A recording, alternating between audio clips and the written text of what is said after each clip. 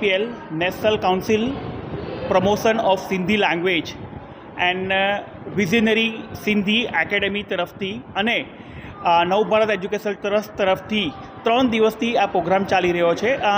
આપણા સિંધી બાળકોને આપણે સિંધી શીખવાડવા માટે, સિંધીની એક્ટિંગ કેવી રીતે કરી, સિંધીનું આપણે પ્રમોશન કરી ને છોકરાઓને જાગૃતતા કેવી રીતે આપણે સિંધી આગળ લાવવું અને કેવી રીતે એક્ટિંગ કરી, કારણ કે એ એક્ટિંગનો જે મેસેજ છે એ છોકરાઓને ઇઝીલી સમજમાં આવે એના માટે 3 દિવસથી એ પ્રોગ્રામ ચાલી રહ્યો છે.